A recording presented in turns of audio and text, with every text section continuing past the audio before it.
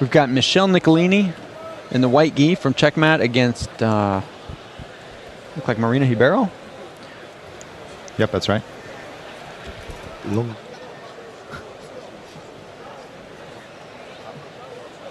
Will the following black belt male competitors please report to Now, the as we've said before on the broadcast, Michelle Nicolini in the white gi there is one of the most dangerous jiu-jitsu competitors, period.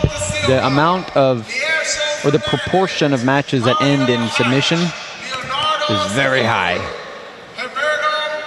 Very dangerous, either triangles, or she'll switch down to the footlocks, or even knee bars.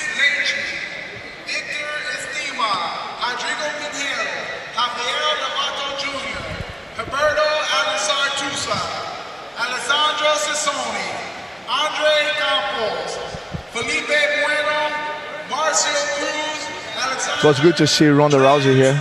Sure, clarify things live. she helped us understand a little bit about the comparison between her judo background and judo tournaments in this exact arena compared to what she sees with girls competition here. I think she was impressed by a lot of the groundwork that she saw. Yeah, well, she should be. Yeah, she did her armbar it was sick armbar, man, the MMA. But it was good as well because on the back and forth things on the Nick Diaz, she got dragged into it, and she didn't even know what it was going to go, and then someone induced a different story to her, so she got pretty mad with all situation. It was good to clarify with her live. Yeah, that was nice. So what did I miss?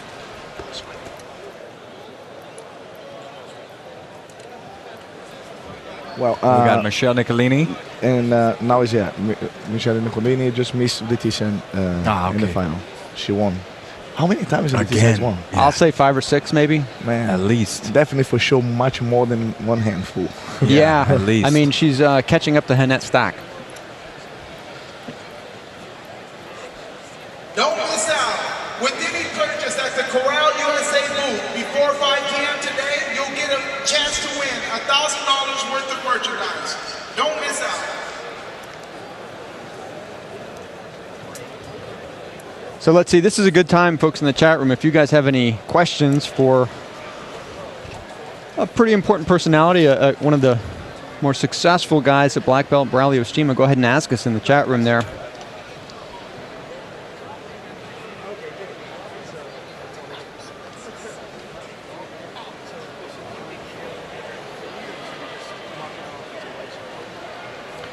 Yeah, Braulio, what are your thoughts on Victor's performance overall in the end?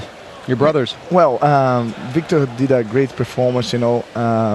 It was like purely, you know, by the way that the Calazans bring the game into it, which gets very nice and tied up, you know. And then it's always like that with Calazans. It's always about like that minimum advantage, you know. Even though the referee, I think, missed one advantage of the footlock that Victor went for it, you know, and but never would be still on the hands of the referee. Fights cannot be left on the hands of the referee, you know, but he always gonna go back home and then, you know, and always improving, and then he's already with the heads up, you know, and he can't wait to fight next time. He will be compete everything again. You know, I'm gonna be more focused on training with him, personally with him, because I haven't even had a 1 week full training with him for this Worlds, because I was busy and he was busy opening his new school in Nottingham. So that's the thing, you know. It's, as I said before, I was very lucky to be able to achieve world titles while building schools, you know. So he's passing through this difficulty, you know, and I'm sure as soon as this big storm will pass, next year he'll become stronger, more experienced, you know, and more advancement. You know, when we were in Nottingham for the ADCCs last year, Sean and I got a chance to train at that school. Good bunch of guys, tough guys up there. They're really good guys, huh? And they love jiu-jitsu. Great place.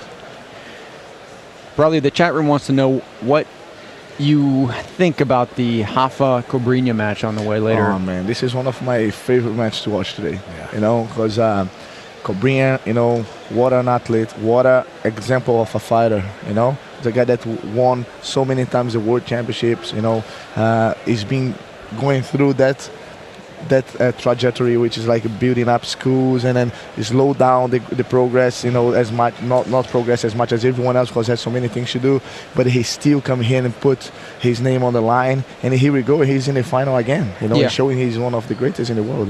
Yeah, you were just talking about the difficulty of balancing being a professor, an instructor, and a school owner, as well as winning championships. Plus family guy. And plus a family guy. It's something that's inevitable when people get very successful. They have to open up a school to just have a job and a career. Exactly, take advantage of the name that they create in the sport. Yeah, and it's a big vulnerability to their name, though, because as soon as they distract from all that hard training, they may lose what they built. Exactly, but it's much easier for you to don't compete. And then just that's true too. Stop. The easy thing is to stop. Yeah. And then he actually in there, and he actually in the finals. I never saw him not in the finals since when he started in the black belt. But it's gonna be an amazing fight, by the way. And I don't know, to be honest myself. I don't know how Cobrinha will come up with for this fight. Rafael Mendes is in very good shape technically and timing wise, But I believe that Cobrinha has thought over and over every time that he trains, And then if that he fights Rafa Mendes, and after this point, could be a wake-up call, and this is just good for us because it's got to be a great show. Yeah, it's very good for the audience.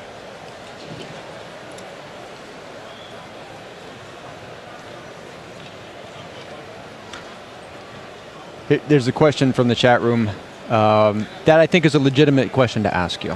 Okay, this is maybe a little sensitive because you're very close to Roger Gracie. Okay, but people want to know. On the way, he just texted me. Oh, he just texted you. He's on the way here. Yeah. So I'm going to ask you before he gets here. People want to know what you think would happen between Rodolfo and Roger. It's something very suspected to say, and because Roger is not only my training partner, but he's like one of my best friends apart from my brother, and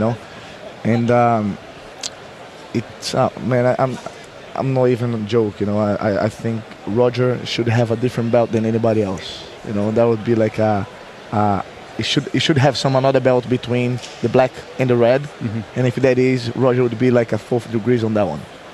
It's amazing difference, it's not about the power or winning, it's about the way that he fights, you can see every time that he gets one step ahead, there is no way back.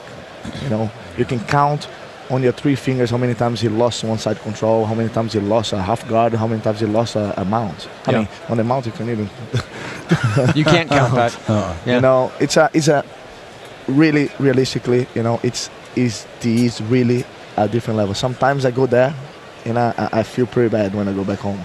Well, there's a natural comparison. People, because of some of the events of this weekend, they start to say, okay, Rodolfo is Rodolfo and very special, but this Buchecha guy, maybe we should start asking about Buchecha Roger, what would happen. But you seem to have the opinion that it doesn't matter who Roger goes against. Yeah, you know what I mean? At the moment, Roger is definitely, nobody got to his level in the world yet, in my opinion, Even though he's not necessarily concentrating on jiu-jitsu. Exactly, but he trains every week, and I train with him all the time. He's a very long and big guy, and then he has a very good sense of balance and positioning well with his structure. And this is what makes a difference, because it's not only being big. Being big is a good advantage, but if you don't know how to place yourself at the right time, on the right place, that's going to make no difference, Yeah. And we see maybe Michel setting up that overhook arm lock that you were talking about from Calasanz, right, Sean? Yeah, he is a sneaky one from this position. So you start to pull your arm out because they go, it's kind of loose, and then. I would like to just take advantage here to send my love to my family, for my beautiful wife that probably is watching right now. Kohani, I love you. Just I know you're watching, and I miss you, and I can't wait to see you guys in the end of the week. Send hi to the kids for me.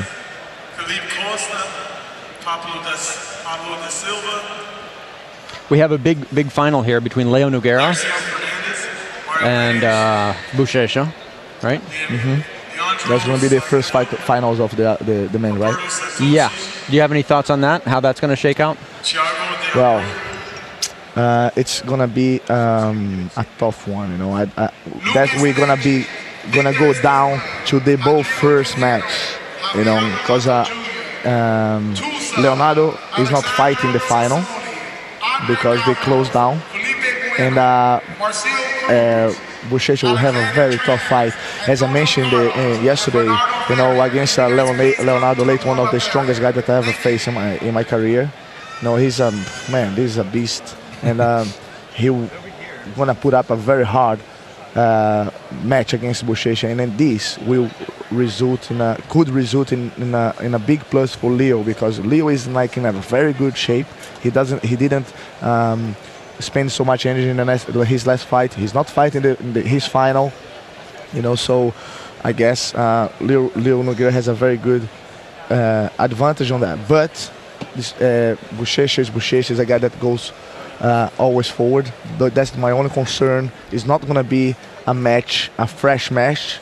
So it's it's hard to say. Well, and he just had the same long battle with Pedipano. Exactly, you know. So you have a big one. That's what he meant. Yeah. You know, he got very tired against Pedipano. Yeah. Now you have like a Leo Leite who's going to be giving his best. You know, he's going to have to use his best to be able to beat Leo Leite for sure. You know, and if he finishes Leo Leite quick, and then which is going to be very hard, yeah, he would have a very big advantage. You know, Leo Nogueira has been doing great. Yeah, Leo Nogueira does look different to me than he has in the past. Physically, he looks like a bigger, stronger, even taller guy. I don't know how that happens, but he doesn't look like the Leo Nogueira of 2 years ago. And also a calm guy and a calculated guy. You know, confident and as patient. Well. I don't remember that in the past. I think he came out really hard and fast as a brown belt. In the finals, you know, pops up. Yeah, finals are finals. They fought before in the World Pro, and Nicolini lost in the final. Wow, the first when they met. And your 2012 featherweight black belt female champion. Congratulations to Nicolini. Another gold for her.